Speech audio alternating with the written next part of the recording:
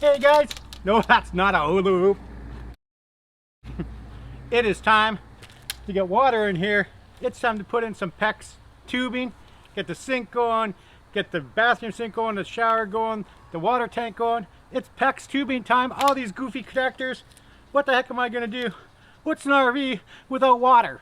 Did somebody say water?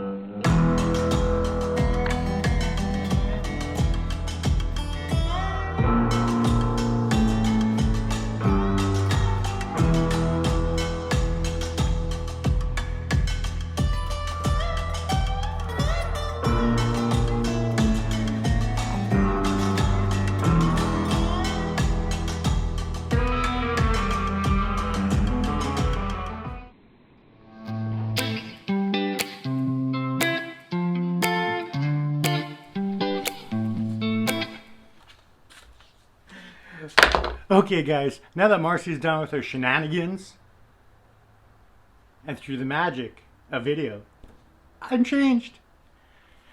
We were doing some PEX tubing, getting the water in, the tiny home on wheels. Marcy didn't see most of it because she wasn't here. Myself and the friendly neighborhood Spider-Man did it. But I'm going to show you what we did, give you a quick run through, explain it to Marcy. This is going to be awesome. Let's go inside, guys.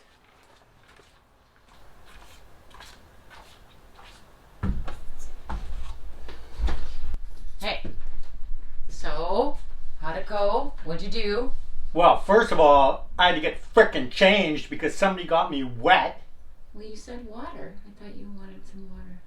What the heck, man? You looked warm. It is actually really warm out. Guys, this is so exciting. Marcy, you missed it. I know you were busy, you weren't here. But we put in pretty much 90%, 95% of all the water lines, everything that we need. The only thing we're missing is some cool taps, and we'll give you a sneak peek about that.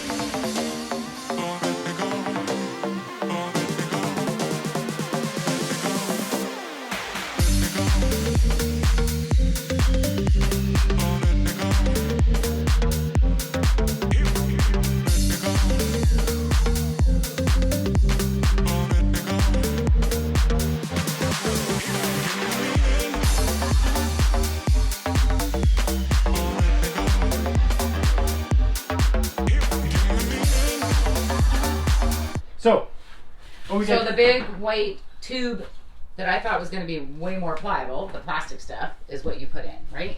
So this is what we put in. This is PEX tubing. Not hex tubing like I thought it was originally. It's actually PEX tubing. Now I'm going to be honest, this was the first time I put it in, so it did have some awesome help. So thank you very much, Friendly Neighborhood Spider-Man, for helping us out with this. So right now some of these are actually capped off.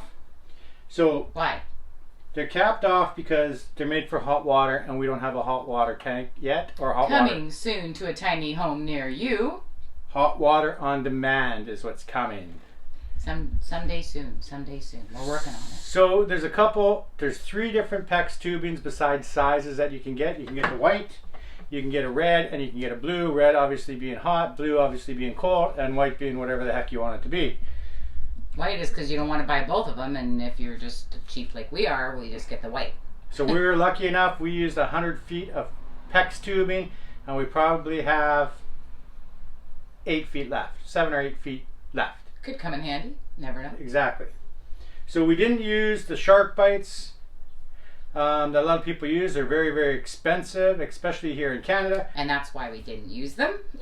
That's right. And our friendly neighborhood Spider-Man could get himself the tool that it requires to do this job, right? So yeah, so the way this works for a lot of you that don't know, and it is awesome for an RV, it's awesome for vans, for van life, it's awesome in your house, a lot of people use it in your home, it's just flat out awesome. Sorry, I gotta get in a better conversation. Okay, that's better.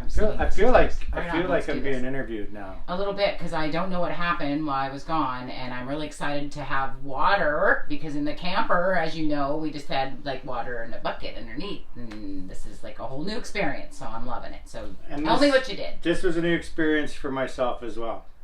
So our friendly neighborhood Spider-Man had the cutting tool. You can't, or you could, but you just got to be careful. You need a special cutting tool to cut the PEX tubing to make sure it's nice and straight so it doesn't leak when it goes together. And then if you're using ring connectors, which this thing is right here, it's just a little ring. If you're using these are pressure fitted on here, and you need a special crimper to put this on. And this is just a plug for now. Oh, okay. So the way it works is we have two sources of water coming in. This is your fresh water that comes in. Right on. This is your air. So when water's coming into the tank, you do need air to leave the tank somehow. I was really curious because there's a whole bunch of little holes on the side of this water tank. So one is for the water that comes in from outside. One is to put air into the tank, so because you need that. You need air. You need air to leave the tank. To leave the tank. Oh, when you're putting water in, it's pushing air out. It's got to go somewhere. It's got to go somewhere. So right? that's that one, and then because there's three of them. And then at the very bottom is when it's cold or the end of the season or whatever you're going to do. You do not want to leave water in here for a couple of reasons. One, the tank will crack. For number two, if there's water in your lines and they freeze, they could crack as well. So the bottom line there is for you to be able to drain the tank, which is just outside. Cool. Super easy. And also flush your tank if you think it's kind of nasty in there and you want to clean it out. Because sometimes when you don't got to get water where you got to get water, maybe you want to clean it out. Exactly. And then on the other side, which you can't see because we are slowly starting the electrical, which is coming up. Get this better. Come on, There is a water line coming in from this side, which allows you to hook it up to your RV hose, garden hose, whatever it is. Try not to use a garden hose. They're not drinkable friendly. Try and use an RV hose. So when you are at fall hookups or at somebody's home and you're hooked up to water, you don't need to use the water in your tank. Oh, it just bypasses the water in your tank and goes straight in. Yes. So there are two valves that we installed here. This valve allows me to turn on the water to be able to use from the fresh water tank. Around the corner here, if this is turned off, I could turn on the water valve. Let me see if I can get that shot. This valve here that allows me to turn the water on to come in from the hose outside. Cool. So in order for the tank to work, for some of you know, some of you don't, you need a water pump.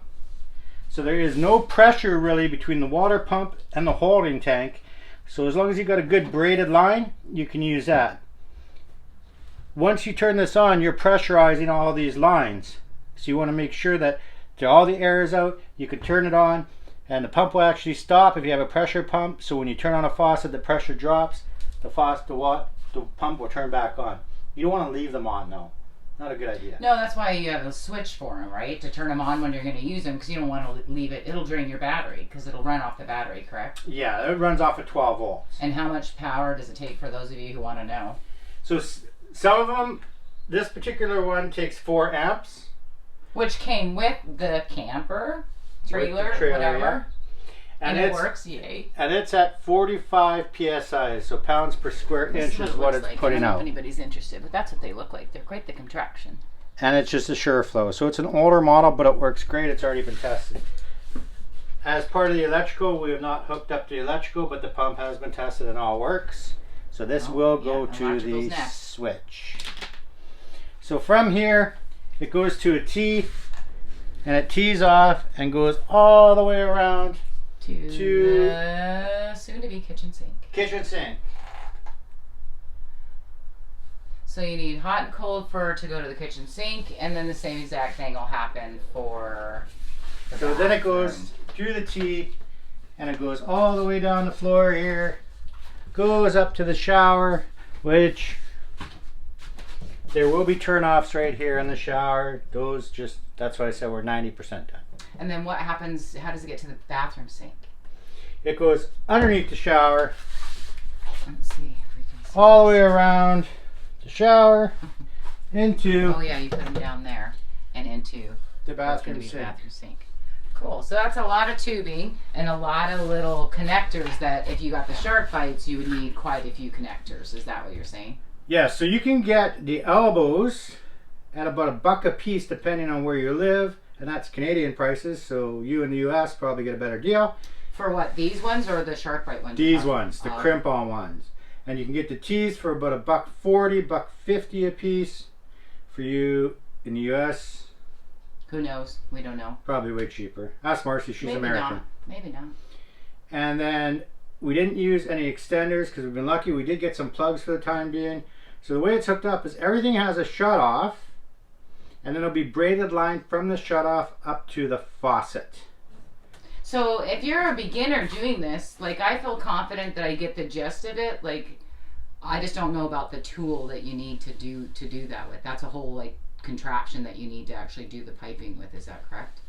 That's the difference between the shark bite and these things that you use. The shark bite is actually pretty nice and easy. It just slips on, it bites on like little shark teeth, and doesn't let go. You need a special little plastic ring to take them apart, but you can reuse them. Once these are on, the rings are on, you gotta cut the line to get the rings off and then cut it off. So it's really cool. It's actually really easy. I was surprised at how easy it was. If you end up with any leaks, it's really easy to fix. I've watched a lot of videos where people just fix it. I've watched people put these in. They've attached them to copper pipe and stuff like that. I don't recommend it. If you can get out of your copper piping, get it out of there type of thing. Marcy picked out an awesome kitchen tap. And tell me, I really, really like this tap, but I want, if you guys can comment below, just let me know, because when I first ordered it, I was like, this is going to be so cool. I don't like the little spirally ones. And when we got it here, I was like, holy moly, that's really big. So you tell me if you think it's too big. I think it's going to look cool in here, but I was like, it's a significant kitchen sprayer. I'll go get it. Oh, and I'll tell you what, people, on a budget, this was a good deal for Amazon, because these suckers are really expensive. Has anybody been out to buy one of these guys for your kitchen sink? Holy moly. So yeah, that's the one thing that we always try and say in each video, is this is doing things on a budget. Extremely tight budget, right? The whole idea was to see how cheap you can do it without being cheap, if that makes sense. Well, not looking cheap. Not looking cheap. Yeah. We don't have $20,000 just go, okay, let's just pour it into this and get all the fancy stuff. We're going to try and do something. So this... Look at that. That's about it. Oh, hey, I could use that in the meantime when we're doing videos. When you start saying something funky, I'll just take it and hook you out. So this is the top that she got. I actually like it. Nice brushed black. And it will go right onto the back. Right here. Okay. Do you think that's just way too big? Okay, I got to get back because it's not like, Nah, it's not too big. Ooh, that's going to look so sweet. It's good. And the beauty, you could pull that down and I could spray Corey outside when he's standing there trying to do a video. Oh, you have to watch for that. Yeah. It could happen. Yeah. I need to be dosed with more water. What do you think? It's warm out. Awesome. What do you think? That's going to look so sweet. Wait till the counter goes in. There is still so much more to do. So excited. Yay, plumbing. So much more to do, guys. Guys, if you like videos like this and want more information on the PEX tubing, leave a comment below. If you have questions about the PEX tubing, because it was my first time, I did have help. It was super easy. Leave a comment below. As Marcy says, leave a comment below if you think that this tap's too big. Be honest. Is it too big? Yeah, be honest. Size really doesn't matter, does it? Well, it depends. Anywho, guys, if you like videos like this, guys, if you like videos like this, please smash that thumbs up. Don't forget to subscribe. As Marcy always says, don't forget to subscribe and ding that notification bell so you'll be notified the next video that comes out. And there's still, oh my gosh, a little bit to do. Wiring's next. That should be interesting. Wiring, there's some cool stuff going in here for wiring, some gadgets and the whole 9 yards. Countertops, flooring, the pretty stuff. Guys, we will see you in the next upload.